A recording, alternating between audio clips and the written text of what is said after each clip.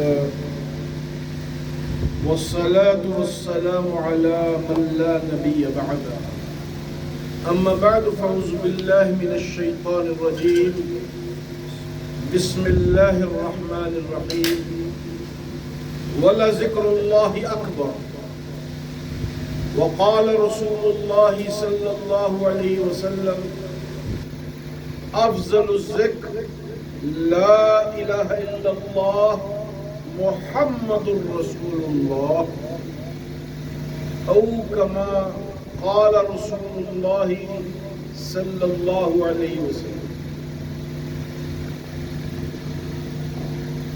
ابھی جو آیا مبارکہ کا ٹکڑا کریمہ آپ حضرات کی خدمت میں پیش کیا گیا، اس میں حق تعالی جل جلالہ عما نوالہ فرماتے ہیں وَلَذِكْرُ اللَّهِ أَكْبَرُ، اللہ کا ذکر ہی سب سے بڑی چیز۔ گویا کہ پوری کائنات میں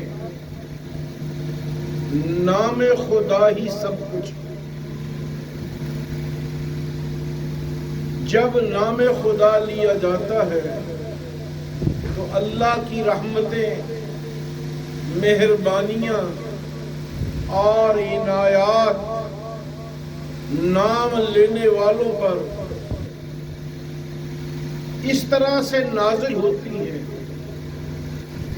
کہ عام حالات میں اس کا تصور کیا جانا ممکن ہی نہیں۔ فرمایا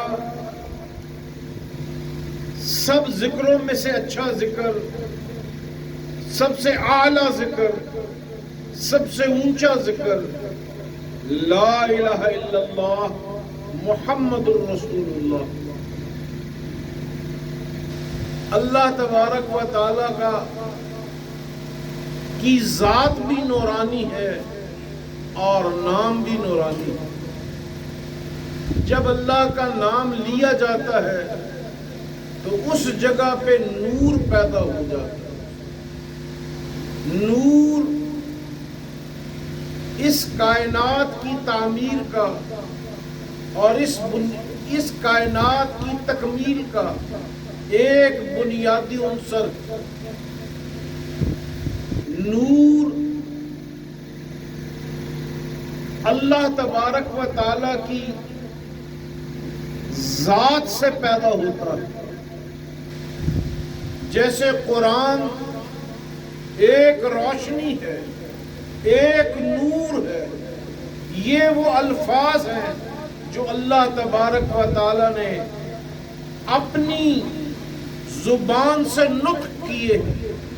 اللہ پاک جسم سے بے نیاز ہے، اللہ زبان سے بے نیاز ہے، لیکن اللہ کے نطق اور بیان کرنے اور چیز کے اظہار اور ایکسپریشن کا جو بھی انداز ہے، یہ قرآن وہاں سے نازل ہوا۔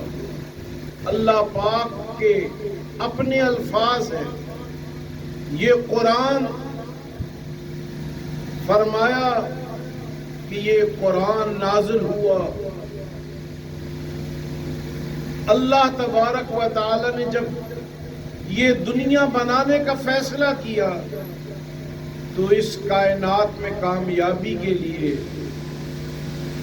قرآن مجید الحم سے لے کے والناس تک اللہ نے بیان فرما دی، اور اوپر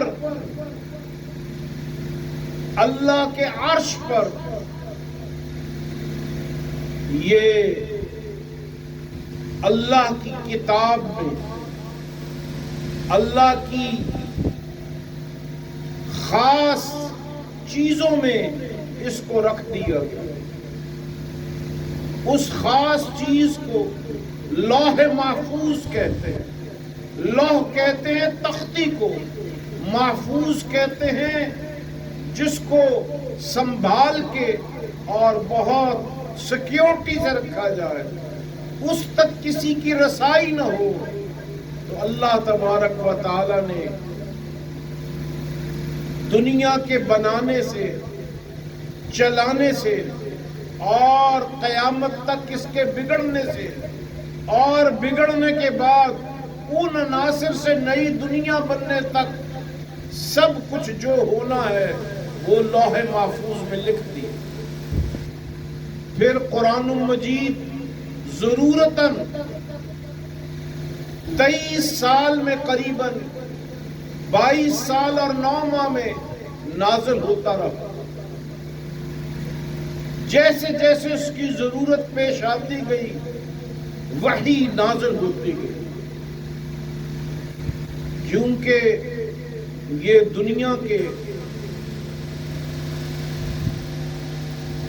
انداز سے دنیا کی رہنمائی کے لیے آیا تھا، اس لیے اللہ تبارک و تعالی نے اس کو انسانی ہاتھوں کو جمع کرنے کی توفیق عطا فرمائی۔ ان انسانی ہاتھوں میں سب سے پہلا ہاتھ سیدنا صدیق اکبر رضی اللہ تعالی عنہ کا اور دوسرا سیدنا عثمان غنی کا۔ حضرت سیدنا ابو بکر صدیق رضی اللہ تعالی عنہ نے قرآن کے الفاظ کو جمع کیا اور سیدنا عثمان غنی نے قرآن کے لہجے کو، قرآن کی قرات کو، قرآن کے پڑھنے کے انداز کو محفوظ فرمایا۔ سیدنا ابو بکر صدیق رضی اللہ تعالی عنہ نے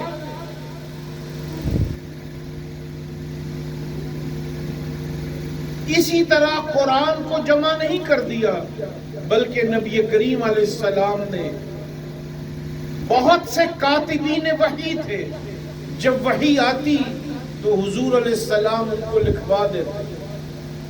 جب حضور علیہ السلام کے دنیا سے پردہ فرما جانے کے بعد تمام وحیوں کو نقل کیا گیا تو صحابہ نے کہا کہ حضور علیہ السلام نے فرمایا تھا یہ آیت فلاں سورت کی ہے، یہ آیت فلاں سورت کی ہے۔ سیدنا صدیق اکبر نے ایک ایک آیہ مبارکہ کا جمع کرنے کا عمل شروع کیا اور ہر آیہ مبارکہ پر گواہی دی۔ 2 صحابی ہر آیہ مبارکہ پر گواہ ہوتے، وہ گواہی دیتے کہ یہ وحی میرے سامنے نازل ہوئی اور حضور علیہ السلام نے فلاں کاتب وحی کو لکھا ہے۔ قرآن کی 6665 آیات مبارکہ کے لیے ہر آیہ کریمہ کے لیے 2 صحابہ بطور گواہ سامنے آتے۔ ایک آیہ مقدسہ ایسی تھی جس کے لیے ایک صحابی موجود تھے اور اس کے لیے دوسرے گواہ موجود نہ تھے۔ تو سیدنا صدیق اکبر رضی اللہ تعالیٰ نے کہا کہ حضور نے یہ صحابی جس کی آیہ مبارکہ کے لیے ان اکیلے کی گواہی ہے، اللہ نے ان کی گواہی کو، ایک گواہی کو 2 کے برابر قبول فرمایا۔ ہوا ایسے کہ ایک صحابی بازار میں جا رہے تھے، دیکھا تو رش تھا، لوگ جمع تھے، قریب گئے تو دیکھا کہ نبی کریم علیہ السلام لوگوں کے مجمع میں گھرے ہوئے۔ ایک یہودی تاجر اپنے گھوڑے کو بیچ رہا ہے۔ حضور علیہ السلام نے فرمایا کہ آپ نے مجھ سے اس گھوڑے کی یہ قیمت طے کی تھی۔ اس یہودی تاجر نے کہا وہ تو ٹھیک ہے، لیکن جو آپ کہہ رہے ہیں وہ غلط ہے۔ اگر یہ جو قیمت آپ بتا رہے ہیں اس کا کوئی گواہ ہے تو آپ اس کو لے آئیے۔ ظاہر ہے جب حضور علیہ السلام نے اس گھوڑے کی قیمت طے کی تھی تو وہاں پر بیچنے والا یہودی تھا اور لینے والا حضور علیہ السلام کے سوا کوئی اور نہ تھا۔ جب اس نے کہا کہ کوئی گواہ لے آؤ تو یہ صحابی جو بازار میں رش لگا دیکھ کر اس مجمع میں گئے تھے، انہوں نے ہاتھ کھڑا کر دیا۔ انہوں نے کہا کہ حضور جو قیمت فرما رہے ہیں وہی اس کی قیمت تم نے مانگی تھی۔ جب اس نے خود ہی کہا تھا کہ کوئی گواہ لے آؤ، جب گواہ آ گیا تو اس کے پاس جواب نہ ہوا اور اس نے اسی قیمت پر گھوڑا نبی کریم علیہ الصلوۃ والتسلیم کو بیچ دیا۔ جب سب لوگ چلے گئے تو حضور علیہ السلام نے ان صحابی سے پوچھا، آپ نے میرے حق میں گواہی دی لیکن اس وقت آپ تو وہاں موجود نہ تھے۔ تو ان صحابی نے کہا، یا رسول اللہ، جب آپ آ کے کہتے ہیں کہ جبرائیل امین آئے تھے اور انہوں نے یہ گواہی دی تھی تو کیا میں وہاں موجود ہوتا ہوں؟ جب آپ وہاں پر جو کہتے ہیں ہم مان لیتے ہیں تو بازار میں جو آپ کہیں گے وہ ہم کیوں نہیں مانیں گے؟ جب اس صحابی نے یہ بات کہی تو نبی کریم علیہ السلام نے ان کو ذوی الشہادتین کا لقب عطا فرمایا کہ تمہاری اکیلے کی گواہی دو گواہیوں کے برابر ہو۔ اور حضور علیہ السلام نے ان صحابی رسول صلی اللہ علیہ وآلہ وسلم کو ذوی الشہادتین کا جو لقب عطا فرمایا، اس کی حقیقت تقریباً 34 سال کے بعد جب قرآن مجید جمع کیا جا رہا تھا اس وقت سامنے آئی کہ ان اکیلے ایک صحابی کی گواہی دو گواہیوں کے برابر قبول کر لی۔ تو یہ قرآن مجید کی ایک ایک آیا مبارکہ کور دو دو صحابہ گواہ۔ جب قرآن مجید کی آخری دو صورتیں سورۃ الفلق اور سورۃ الناس ان کو قرآن مجید کا حصہ بنانے کا موقع آیا تو کچھ صحابہ کا خیال تھا کہ یہ وہ آیات مبارکہ ہیں جو نبی کریم علیہ السلام پر جادو اور ٹونا رفع کرنے کے لیے اللہ پاک نے نازل کی، اس لیے کہ حضور علیہ السلام فرماتے ہیں العین حق، نظر بد برحق ہے، یہ لگ جاتی ہے۔ سگی ماں کی نظر سگے بیٹے کو لگ جاتی ہے۔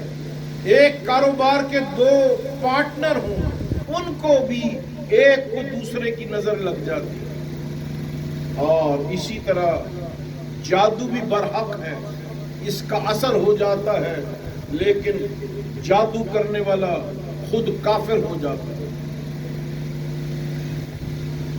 جب حضور علیہ الصلوۃ والتسلیم پر یہودی عورتوں نے دھاگے کو گرا لگا لگا کر اس میں جنتر منتر پڑے اور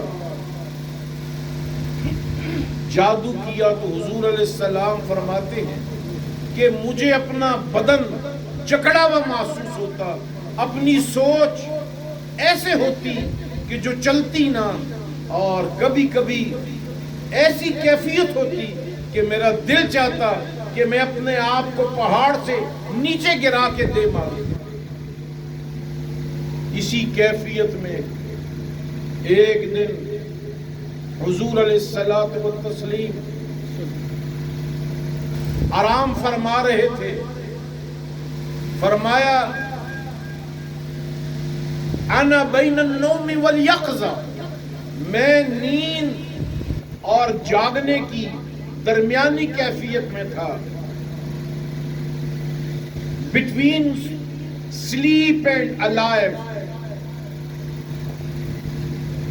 بٹوین سلیپ اینڈ اویک، جس کو پنجابی میں کہتے جاگو میٹی، نہ سو رہے تھے نہ جاگ رہے تھے۔ تو اس کیفیت میں حضور علیہ السلام نے دیکھا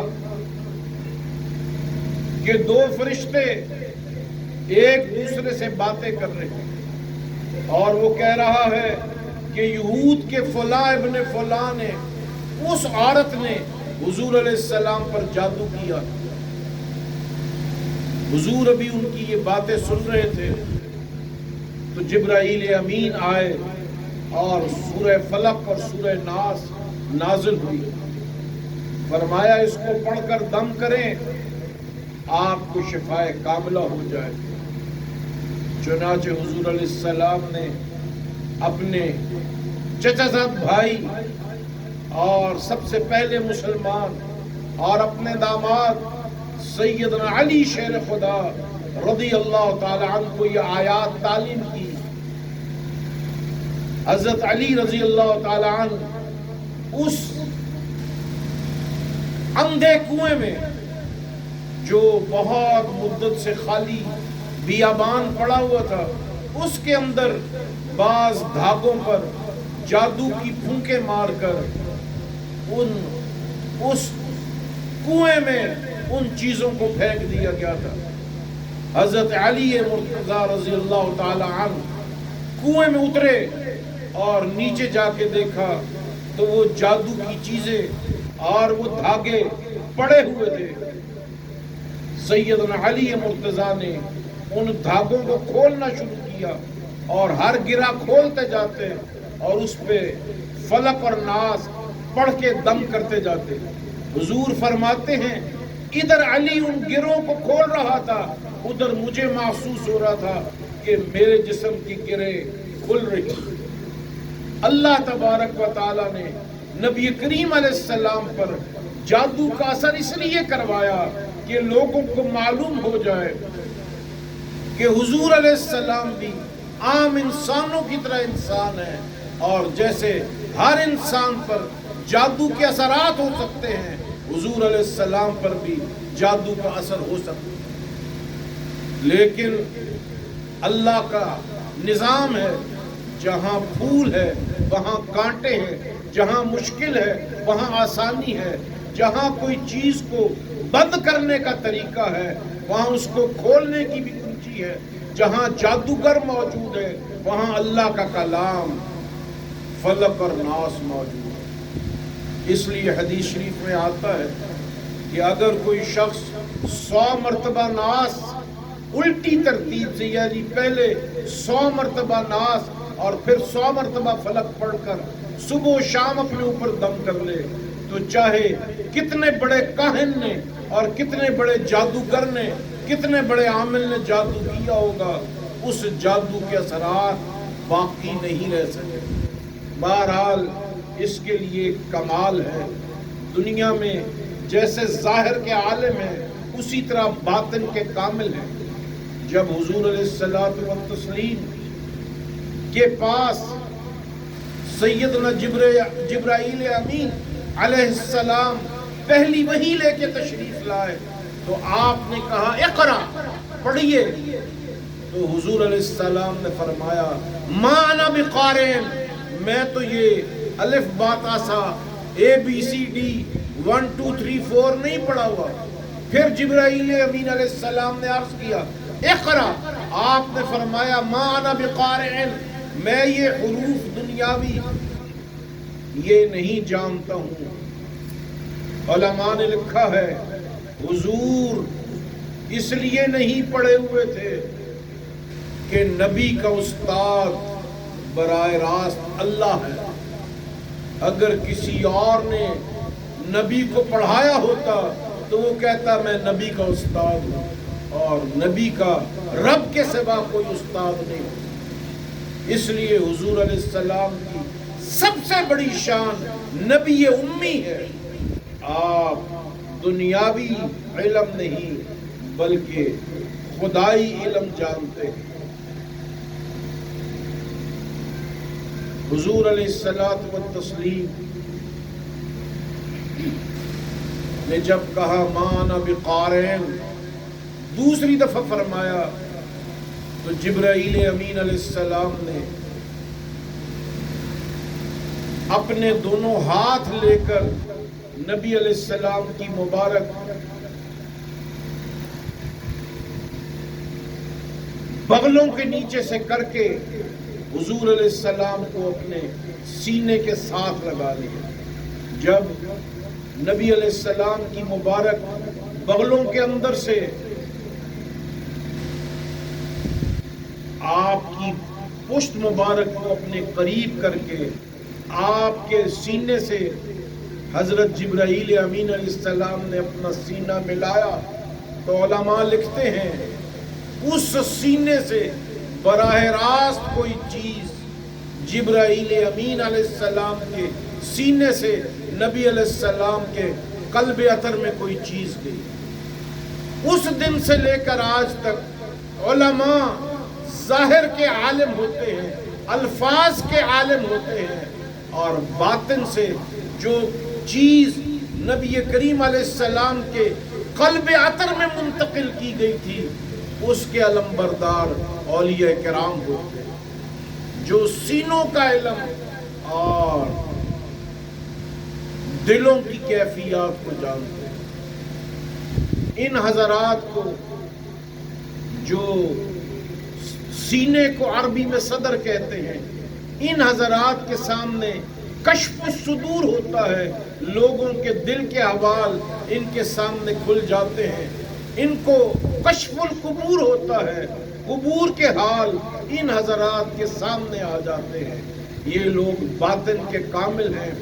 اسی طرح آج دنیا میں اگر کفر کو کوئی شکست دے سکتا ہے تو وہ علماء ہیں جو ظاہر کے عالم اور باطن کے کامل ہوتے ہیں.